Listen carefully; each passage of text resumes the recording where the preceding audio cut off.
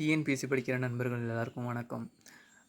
நம்ம சப்ஸ்கிரைபரில் ஒருத்தர் என்ன கேட்டிருந்தாங்கன்னா, தமிழுக்கு எப்படி ஸ்ட்ராட்டஜிஸில் இருந்தனோ அதே மாதிரி ஜிஎஸ்க்கும் சொல்லுங்கள் அப்படின்னு சொல்லி ஒருத்தவங்க கேட்டிருந்தாங்க. அதுவும் உடனே சொல்லுங்கள் அப்படின்னு சொல்லி கேட்டிருந்தாங்க. சரி, அதுக்காக ஒரு வீடியோ.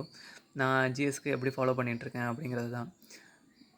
இப்போ வந்து குரூப் 4 வந்து எல்லாருமே 3ஆக ஸ்ப்ளிட் பண்ணியிருப்பாங்க. நானும் அதே மாதிரி தான். தமிழ் மேக்ஸ் தனி 125 கொஷின், ஜிஎஸ்சில் வந்து 75 கொஷின். இப்போது வந்து ஜிஎஸ்சில் 75 கொஷின் இருக்குது. அதை நான் எப்படி ஸ்ப்ளிட் பண்ணியிருக்கேன் அப்படின்னா, ஃபஸ்ட்டு 6 to 10th இதை ஃபஸ்ட்டு கம்ப்ளீட் பண்ணோம். 6 to 10th வரைக்கும் உள்ள ஜிஎஸ்ஸு ப்ளஸ் 11th எக்கனாமிக்ஸ் இதை ஃபஸ்ட்டு கம்ப்ளீட் பண்ணோம். அடுத்து வந்து 11th 12th, அதுக்கப்புறம் வந்து கரண்ட் அஃபேர்ஸ் இம்பார்ட்டன்ஸ், அதாவது அன்னோன் கொஷின் அப்புறம் கரண்ட் அஃபேர்ஸ், இது ரெண்டும் சேர்த்து ஒரு 15 கொஷின் கேட்க சான்ஸ் இருக்குது. அதேமாதிரி சயின்ஸுக்கு வந்து ஒரு 5 கொஷின் கேட்பேன்னு அவங்களே சொல்லிட்டாங்க. போன வாட்டி பார்த்திங்கன்னா 11th 12th 15 கொஷின் கிட்ட வந்துச்சு. 15 to 20 தான் இருக்கும். பாக்கி இந்த 5 கொஷின் வந்து 6 to 10th நல்லா படிச்சிருந்தாலே அது அட்டன் பண்ணுற மாதிரி தான் இருக்கும். சரி, ஓகே. இந்த 40 கொஷின் எப்படி அப்படின்னு பார்த்தீங்கன்னா, இதை நான் சொல்கிறேன். இது பார்த்திங்கன்னா நான் 2 லெவலாக பிரிச்சிருக்கேன். ஃபஸ்ட்டு வந்து லெவல் 1 கம்ப்ளீட் பண்ணணும். இந்த லெவல் 1 கம்ப்ளீட் பண்ணாலே அந்த 6 to 10th 40 கொஷின்ஸ் போட்டிருக்கேன்னா அதை வந்து நம்ம எடுத்துடலாம் ஈஸியாக. அது எப்படின்னு சொல்கிறேன். இப்போது இந்த லெவல் 1ல் வந்து 6th to 10th வரைக்கும் இருக்கிற ஜிஎஸ் எல்லாமே வந்து படிக்கணும். எல்லாமேனா சயின்ஸை தவிர. ஜாகிரஃபியில் வந்து 10th மட்டும் தரவா அந்த 7 லெசன் இருக்குல்ல, அதை வந்து நல்லா படிச்சுக்கணும். நல்லா தெரிஞ்சுக்கோங்க. 6th to 10th history, INM, economics, இந்த மாதிரி இருக்கிற எல்லா டாபிக்ஸும். அதே மாதிரி ஜாகிரஃபியில் 10th மட்டும். எக்கனாமிக்ஸை பொறுத்த வரைக்கும் 11th சேர்த்து. ஏன்னா மோஸ்ட் ஆஃப் த குரூப் 4ல் வந்து எக்கனாமிக்ஸ் 11th எக்கனாமிக்ஸ்லேருந்து நிறையா கொஷின் வருது. அதனால் எக்கனாமிக்ஸ் லெவல் 1ல் சேர்த்துருக்கேன். அதே மாதிரி இப்போ நீங்கள் 6 to 10th ஜிஎஸ் படிக்கிறீங்களா, இப்போ அந்த டாப்பிக்கில் இப்போது சிலபஸ் வைஸாக நீங்கள் போயிட்டுருக்கீங்க. இப்போ அந்த டாப்பிக்கில் 11th 12th என்னென்ன லெசன் இருக்கோ அதில் உள்ள box content, book bag, previous question paper, இதை வந்து பார்த்து வச்சுக்கணும். இப்போ அந்த டாபிக் படிக்கிறீங்கன்னா அதுக்கான ப்ரீவியஸ் கொஷின் பேப்பர் வந்து உங்களுக்கு எல்லா இடத்துலையுமே ஃப்ரீயாகவே கிடைக்கும். அதையும் பார்த்து வச்சுக்கோங்க. இப்போது வந்து இதை நீங்கள் கம்ப்ளீட் பண்ணணும். இதை கம்ப்ளீட் பண்ணிட்டு அதுக்கப்புறம் லெவல் 2. நீங்கள் லெவல் 2 போகிறதுக்கு முன்னாடி நீங்கள் லெவல் 1ல் படிச்சிங்க இல்லையா இந்த கண்டென்ட் எல்லாம், இதை வந்து நீங்கள் 3 டைம் ரிவிஷன் பண்ணியிருக்கணும். 3 டைம் ரிவிஷன் பண்ணிவிட்டு அதுக்கப்புறம் வந்து லெவல் 2க்கு போங்க. ஏன்னா வச்சுங்களேன், இப்போ நீங்கள் இந்த பேசிக்ஸில் ஸ்ட்ராங்காக இருந்தால் தான் நீங்கள் அதை சுற்றி அந்த இப்போ வந்து உங்களுக்கு கோர் கான்செப்ட் தெரிஞ்சிருந்த 6 to 10th படிச்சிருந்தாலே உங்களுக்கு வந்து என்ன கான்செப்ட்டு, கோர் அந்த கதை என்ன அப்படிங்கிறது கோர் தெரிஞ்சிடும். நீங்கள் அதை சுற்றி அந்த டேட்டாஸை வந்து ஆட் பண்ணி ஞாபகம் வச்சுக்கலாம். ஆனால் நீங்கள் வந்து டேரெக்டாக டேட்டாஸை மட்டும் படிச்சிங்கன்னா மறந்து போகிறதுக்கு நிறையவே சான்ஸ் இருக்குது. அதனால் வந்து லெவல் 1 3 டைம் ரிவிஷன் பண்ணிடுங்க.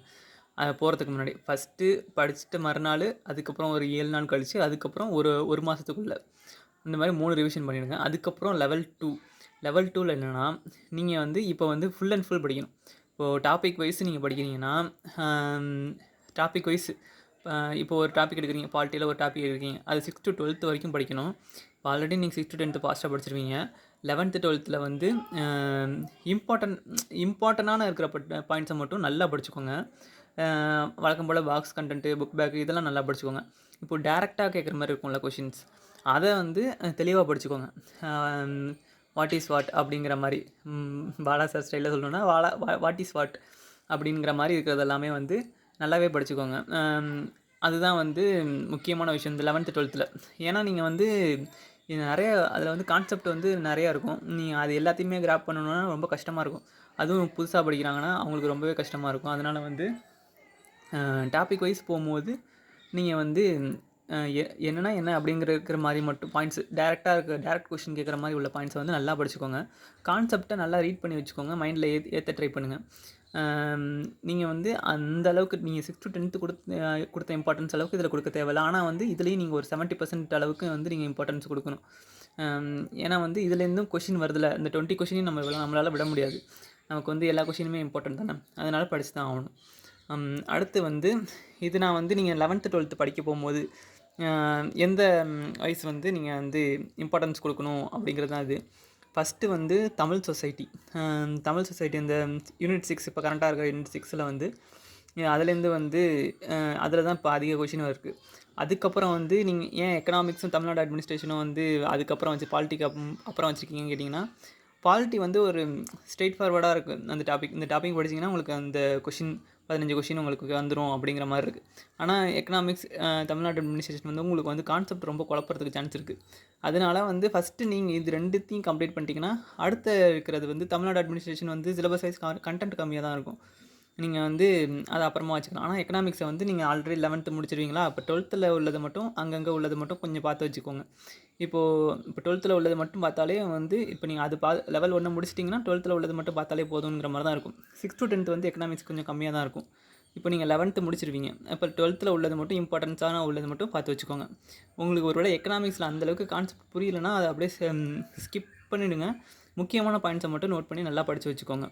இதுக்கு முன்னாடி ப்ரீவியஸ் இயர் கொஷின் பேப்பர் கேட்டது அந்த மாதிரி. நான் சொல்கிறது 12th மட்டும். இப்போது அடுத்து வந்து தமிழ்நாடு அட்மினிஸ்ட்ரேஷன் அதுவும் நல்லா படித்து வச்சுக்கோங்க. ஏன்னா அதுலேருந்து கொஷின் இப்போ வந்து நிறைய கேட்க போகிறாங்க. அதனால் இப்போ வந்து அடுத்து வந்து ஐஎன்எம். மேக்ஸிமம் ஐஎன்எம் கொஷின் வந்து 10th வரைக்கும் உள்ளதில் தான் வந்து நிறைய கேட்குறாங்க. நீங்கள் வந்து அதுக்கப்புறம் உள்ளது வந்து 11th 12th 11th உள்ளது வந்து நம்ம தமிழ்நாடு சொசைட்டி கிட்ட போய்டும்.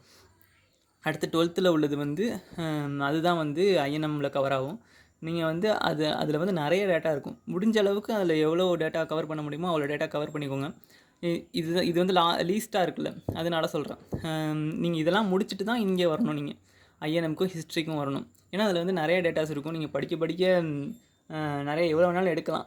இதிலலாம் அந்த ஹிஸ்ட்ரிலலாம் பார்த்தீங்கன்னா இந்த அவங்களோட நிர்வாகம் எப்படி இருந்துச்சுன்னு போயிட்டே இருக்கும். ஒருத்தரும் ஒரு மாதிரி வச்சுருப்பாங்க.